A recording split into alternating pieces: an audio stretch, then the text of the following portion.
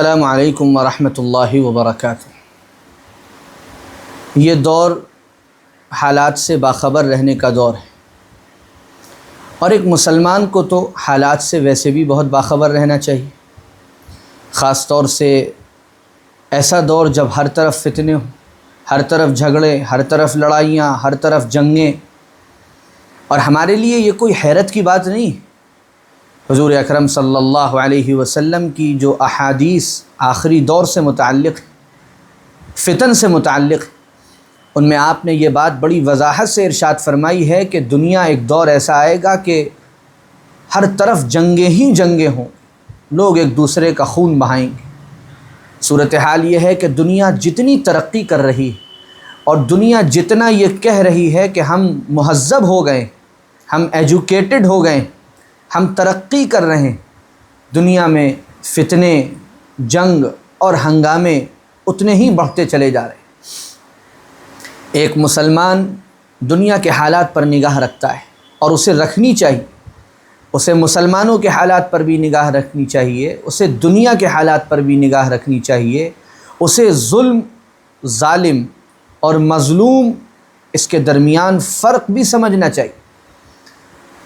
مسلمان وہ عقل مند ہے، مسلمان وہ کامیاب ہے جو ان تمام حالات سے باخبر رہے۔ بے خبر رہنے والے کو اسلام میں پسند نہیں کیا گیا۔ اس وقت کا جو عالمی منظرنامہ ہے، بہت سے ملکوں کے حالات پر ہماری نگاہ ہے۔ ایک طرف روس اور یوکرین کی جنگ ہے جسے پوری دنیا توجہ سے دیکھ رہی ہے، اور ایک ایک منٹ میں منظرنامہ تبدیل ہو رہا ہے۔ دوسری طرف اہل فلسطین اور اہل غزہ کے مسائل ہیں، جو بظاہر تو مسلمانوں کے مسائل ہیں اور مسلمان اس سے دلچسپی لیے ہوئے ہیں، لیکن وہاں کے قربانی دینے والوں کی قربانیوں کی بدولت وہ عالمی منظرنامے کا سب سے بڑا مسئلہ ہے اور سب سے بڑا ایشو ہے کہ دنیا کے بڑے بڑے ممالک اب غزہ کے مسائل میں دلچسپی لیے بغیر اپنی سیاست کو بھی آگے نہیں بڑھا سکتے۔ ایسے میں ایک ملک ہے، افریقہ کا ملک سوڈان، جو بہت بڑے بحران سے گزر رہا ہے، لیکن حیرت کی بات ہے اور افسوس کی بات ہے کہ عالمی منظرنامے میں اس ملک کے حالات کہیں نظر نہیں آتے، انٹرنیشنل میڈیا میں اس ملک کے حالات نظر نہیں آتے، نیشنل میڈیا میں اس ملک کے حالات نظر نہیں آتے۔ عالمی منظرنامے پر نظر نہ آنے کی وجہ سے اگر ہمیں شکایت بین الاقوامی طاقتوں سے ہو تو وہ شکایت بے سود ہے، کیونکہ بین الاقوامی طاقتیں ہر جگہ صرف اپنا مفاد دیکھتی ہیں، اپنا فائدہ دیکھتی ہیں، لیکن عالم اسلام کی نظریں بھی سوڈان کی طرف نہیں۔ مسلم عوام اور خواص، مسلم حکومتیں، عرب حکومتیں، وہ بھی سوڈان کی طرف توجہ نہیں دے رہی ہیں۔ یہ زیادہ حیرت کا مقام ہے اور یہ زیادہ افسوس کا مقام۔ سوڈان افریقہ کا ایک ملک ہے، اور جب تک سوڈان تقسیم نہیں ہوا تھا 2011 تک، اور جنوبی سوڈان، ساؤتھ سوڈان ایک دوسرا ملک نہیں بنا تھا، اس وقت تک سوڈان رقبے کے لحاظ سے دنیا کا سب سے بڑا مسلم ملک تھا۔ اسلامی ممالک میں رقبے کے لحاظ سے سب سے بڑا سوڈان تھا۔ میں اس کی بہت زیادہ تاریخ میں نہیں جانا چاہتا۔ سوڈان سے مصر کی سرحد ملتی، سوڈان سے ایتھوپیا جسے حبشہ کہا جاتا تھا اس کی سرحد ملتی، سوڈان سے اور بھی بعض ممالک ہیں جن کی سرحدیں ملتی ہیں، اور وہ ٹھیک ٹھاک ممالک ہیں۔ اس کے علاوہ دریائے نیل سوڈان سے بہتا ہے، بڑا قدرتی ذخائر سے مالا مال ملک رہا ہے ہمیشہ سے۔ سونے کی بڑی بڑی کانیں وہاں موجود ہیں، پیٹرولیم وہاں موجود ہے، گیسز وہاں موجود ہیں۔ 1899 سے لے کر 1955 تک تقریباً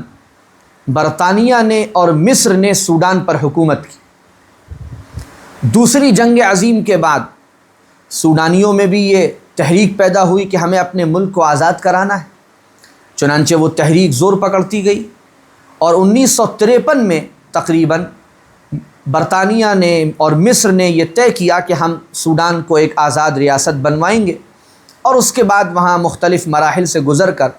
1 جنوری 1956 کو سوڈان ایک خود مختار آزاد ریاست کے طور پر تسلیم کر لیا گیا۔ لیکن پہلے دن سے ہی وہاں پر خانہ جنگیوں کا بڑا مسئلہ رہا،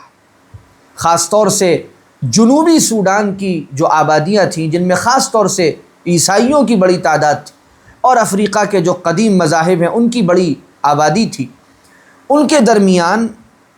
جنگیں، خانہ جنگی کی کیفیت رہی۔ 1955 سے 1972 تک زبردست خانہ جنگی رہی، پھر 1983 سے 2005 تک زبردست خانہ جنگی رہی، اور فوجی بغاوتیں وہاں مسلسل ہوتی رہیں۔ 1989 میں 1989 میں جنرل عمر بشیر ایک فوجی بغاوت کے ذریعے ہی وہاں حکومت میں آئے، اور تقریباً 30 سال انہوں نے حکومت کی 2019 تک،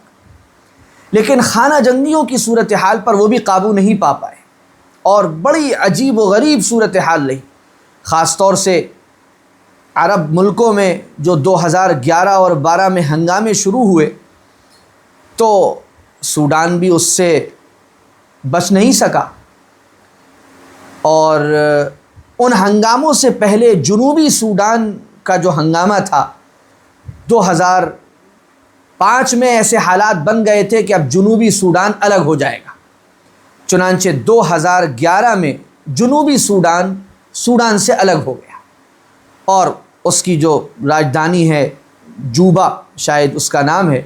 وہ ایک الگ ملک بن گیا ساؤتھ سوڈان کے نام سے، جس میں عیسائیوں کی اکثریت ہے اور افریقہ کے جو قدیم مذاہب ہیں ان کے ماننے والوں کی اکثریت ہے۔ جنوبی سوڈان کے الگ ہونے کے بعد جنرل عمر بشیر نے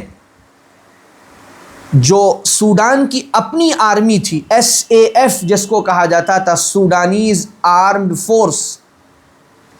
اس کے علاوہ ایک اور فورس بنائی اور اس کو نام دیا انہوں نے ریپڈ سپورٹ فورسز، RSF۔ اس کو بنایا تو گیا تھا آرمی کے ماتحت، اور اس لیے بنایا گیا تھا کہ یہ مختلف بغاوتوں کو کچلنے کے کام آئے، اور یہ ایک طرح کے جنگجو قسم کے لوگ تھے، ان کی ایک بھیڑ تھی جس کو فورس کی شکل دے دی گئی۔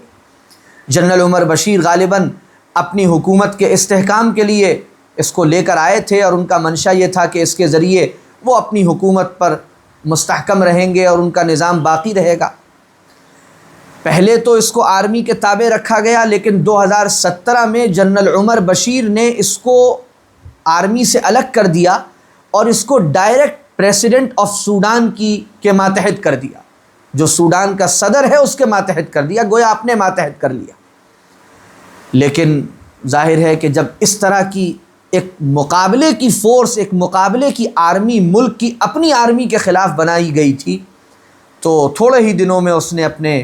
اپنے قدم مضبوط کر لیے، جما لیے، یہاں تک کہ 2019 میں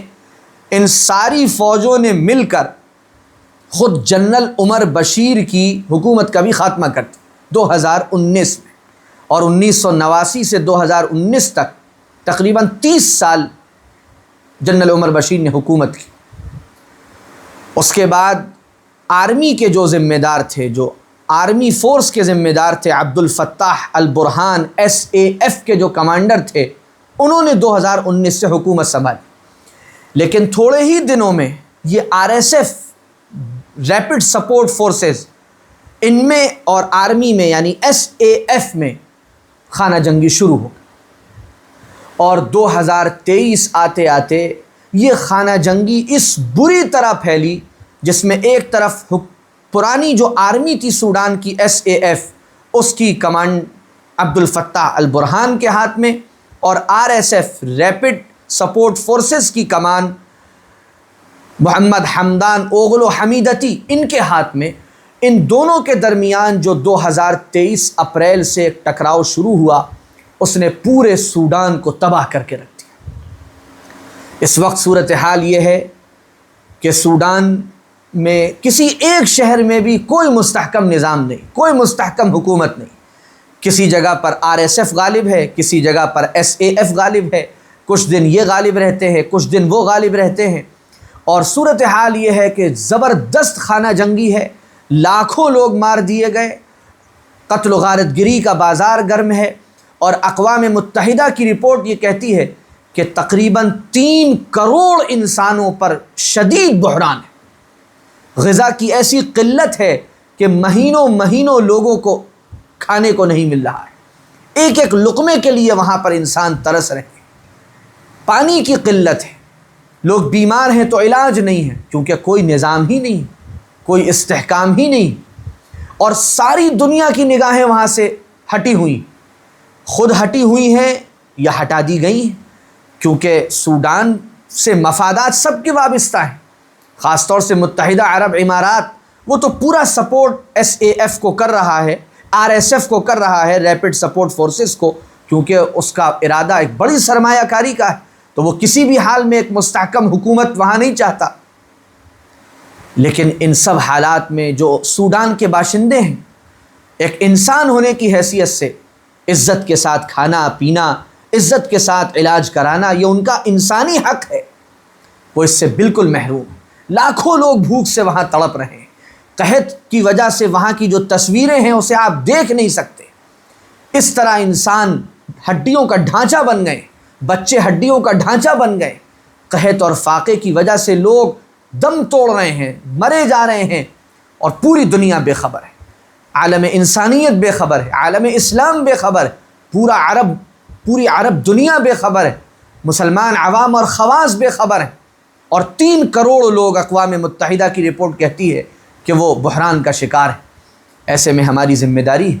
کہ ہم سوڈان کے اس قضیے پر آواز اٹھائیں، ہم لوگوں کو متوجہ کریں،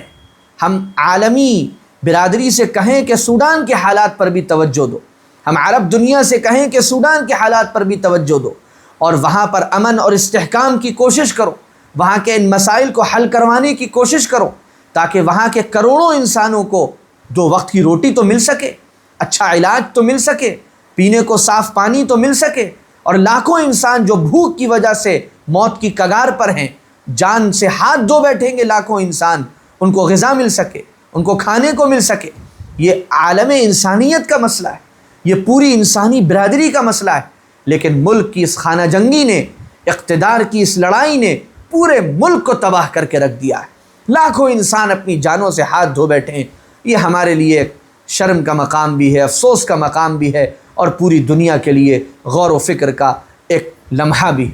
مجھے امید ہے کہ ہم اس قضیے کی طرف بھی توجہ دیں گے، اور دعا کریں گے اللہ تعالیٰ سے کہ اللہ تعالیٰ عالم انسانیت کو سوڈان کے قضیے کی طرف متوجہ ہونے کی توفیق دے، اور وہاں کے حالات بہتر ہو سکیں۔ وآخر دعوانا ان الحمد للہ رب العالمین۔